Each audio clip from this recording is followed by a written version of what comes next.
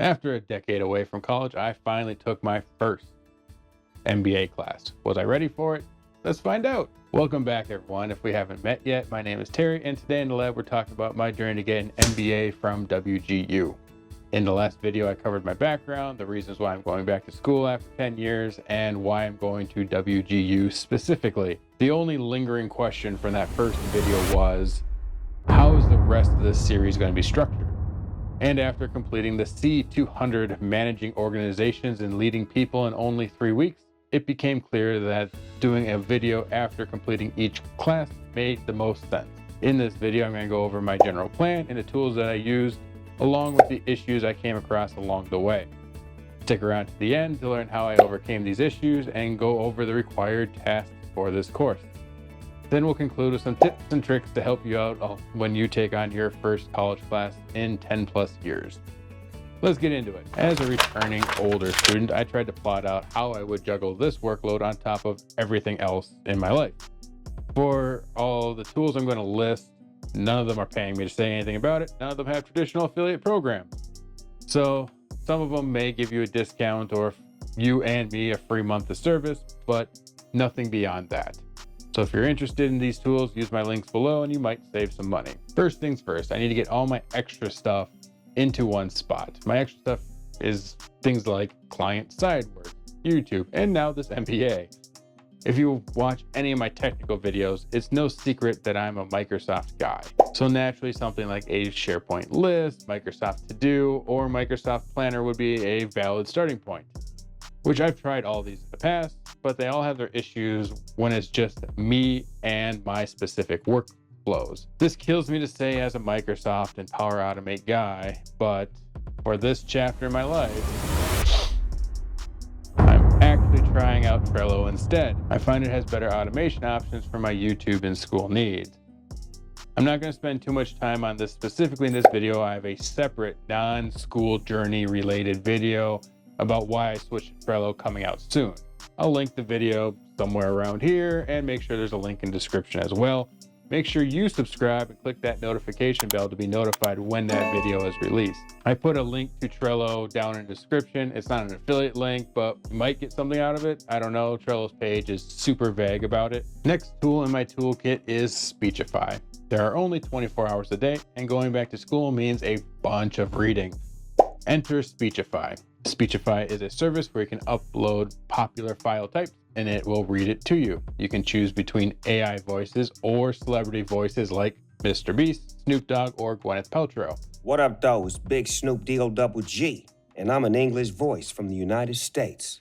Agreeableness did not have a significant relationship with job satisfaction, and employees with high levels of extroversion had negative significant correlation with job satisfaction. My Mondays and Thursdays are back-to-back meetings all day, so nothing gets done on those days. But the other days of the week are mostly when I work by myself and I normally listen to podcasts or music during that time. Now I can listen to my school reading and add up to 24 additional school hours to the week. Fair warning on this, some of the header information gets caught by the app and we'll read it to you in the middle of the sentence, but more on this later. The unexpected addition to the toolkit is Grammarly. Grammarly as a company was just starting when I went back to college the second time and didn't exist the first time. Now it's promoted by WGU to use it. WGU is integrated with Grammarly, so you can use your school email to sign up and use Grammarly for Education free edition. I opted to pay the $100 for the premium version since, as you can see by my first college paper in a decade, I needed the help. Grammarly has a word plugin and it also has a desktop application to help you and your grammar issues across all applications. Unfortunately, Grammarly doesn't let paying customers help them find new customers. Doesn't really make sense, but whatever. If you're on the free plan, you can invite others to Grammarly and then you both get a month of premium for free. But if you are a premium member and you recommend it to somebody, neither of you get anything. So follow your school link and make your papers better in less time. The last tool in the toolkit is the Smart Student YouTube channel. When it came to task 1 in C200, I had to remember how to do basic things like write an intro and a conclusion as well. It's crazy to think that academic institutions want you to use academic formatting when writing academic papers. That's just crazy talk. Needless to say, I haven't had to do this in a decade. And after some searching into WGU Writing Center and other sources, I found Chelsea and her Smart Student YouTube channel. These are quick, focused YouTube videos that answered all my academic writing questions in way less time. Then in no time, I started to remember how to do things I haven't had to do since the last time I was in school. If you need a quick refresher on how to write college papers, check out Chelsea's tutorials on the Smart Student YouTube channel linked below. Again, there's no affiliation, just found the videos very useful and wanted to pass it along. But don't worry, I got one more bonus tool for you that I'm going to hold to the end, so stick around to find out what that is. With all these tools under our belt, let's go talk about the class and the tasks you must complete. The C200 course is comprised of 2 tasks. The first one involves you taking the CliftonStrengths personalities test and then writing a paper evaluating your leadership skills. Overall, if you have experience working with many different companies or different leadership structures, you have many aha moments when you figure out what certain mindsets or leadership skills are called. In my opinion, the most valuable part is identifying how to work with people who have different personality traits or motivations than your own. As a leader, you must bridge the gap with your staff or colleagues who work differently than you do. And doing this in a positive way is usually better than the iron fist method. With my background, I only read about half of the provided material, but I'm used to working with different types of leadership models from my consulting days. This didn't stop me from having some issues though, so let's go through them. My first issue was a technicality. I completed the bachelor's degree at WGU 10 years ago. So in turn, somehow, I got to skip new student orientation when starting a master's degree. Don't get me wrong, I appreciate not having to sit through 6 to 8 hours of welcome material. But this did cause me to work linearly and start task 1 with only going through half of the material for task 1. Let me show you. When you go to course material, you'll see it's broken up into sections. So just like anyone else, I started at the top and worked my way down and, viewed their guided learning. And then I got to theories of leadership. And you go through each section, read and watch the videos, and then task 1. So I did task 1. Whereas this is more or less just a summary of what you went over and how it applies to task 1. You're supposed to, which it doesn't mention it anywhere here, especially because it goes right here and starts talking about the paper itself. You're supposed to go into section 2 and keep reading. And then, oh, hey, section 2 still has task 1. So yeah, I didn't do that. I did task 1 up here. And while I was writing it, I did think that I was missing a piece, and then I figured it out after the fact and I was done. But either way, just keep an eye out for that. There's only 2 tasks, so you're supposed to do section 3, don't fall for it again, where it shows what it's supposed to do for section 2. But you do section 3, 4, and 5, and then do task 2 if you need to go through all the material. The CliftonStrengths piece of task 1 wasn't anything new to me. Years ago at a previous company, we did Strength Finder 2.0, which is a predecessor to CliftonStrengths. Overall, the process is the same. It's just a slightly updated version of it. The whole idea is you find out what your traits are and then see how your traits work well with other traits and how to work with opposing traits, or at least what to keep in mind when you're working with opposing traits. Shocker, my traits didn't change over the years. I'm still a geeky, logical, technical person. As you write your paper for task 1, the CliftonStrengths sections combined with your overall leaderships will definitely feel redundant, or at least it did for me. And this assumes that your CliftonStrengths line up with your leadership strengths, which if you generally lean on your strengths in your day-to-day job, those would most likely line up. Another gotcha that I found was with Speechify specifically. It gives you the total time to read the entire paper. The problem is the time is inflated because it includes how long it takes to read the references section. And for some of these academic papers, half of the total time is just the reference section. The second task is to complete a leadership evaluation for an organization you're familiar with. This can be an entire company or just a department. It's up to you. You just have to be able to write 10 to 16 pages on it. I did my current job since that's the organization I'm most familiar with right now and everything was top of mind. You must change key details so the company isn't recognized by the graders and so you're not releasing confidential information. Also, bonus tip, remember the goal is to complete the paper, not provide a 100% legally binding fact-for-fact story.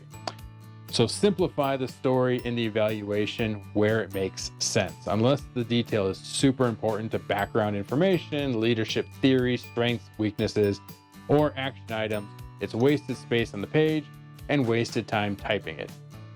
Grammarly definitely saved me in this case. I've been working with leadership at my current job over the last year about some policy changes, and it's, with any policy changes, the road was a little bumpy.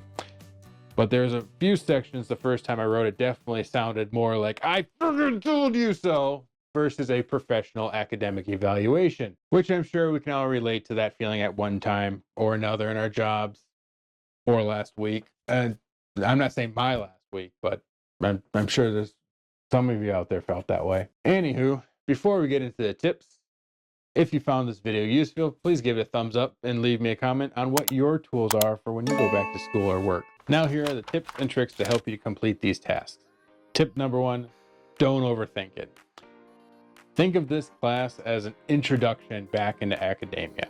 Literally take the rubrics for both tasks and you can use them as your outline. Then you put your bullet points under each item, find your sources, maybe visit the YouTube channel I mentioned earlier, throw it into paragraphs, and you're done. That's literally how straightforward this class is. Don't overthink it. Tip number 2, use Grammarly from the beginning. I'm an old school mindset here. I didn't have Grammarly in high school. I didn't have Grammarly in college the first or second time. I don't use it for work either, and now I'm really dating myself. So in turn, I wrote all 10 pages of that first task, then signed up for Grammarly. You know what happened? I got to spend 2 to 3 hours going over that paper, fixing all the issues Grammarly found. I was smarter on the second time. For the second task, I used Grammarly from the beginning. Then I was correcting all the issues as they happened instead of letting them compound. Also, make sure you spend $100 to get the Pro Edition. That $100 will pay for itself just in extra sleep, and you'll be able to get papers done faster that are a higher quality. It's a no-brainer. I'm honestly debating signing up for a second Grammarly account for my work account because it's that awesome. Tip number 3 is Speechify. As I hinted to earlier, Speechify can get caught up in the header or footer information. The WGU library combines multiple online libraries from one front-end search engine.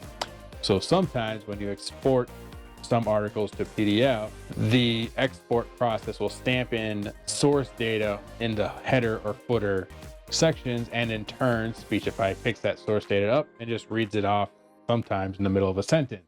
Or developmental level of https://discover hubpages.com/education/the history of leadership studies. And the easiest way to get around this is if you're planning to listen to it while you're doing other stuff, just give it a quick double check before you commit to listening to it.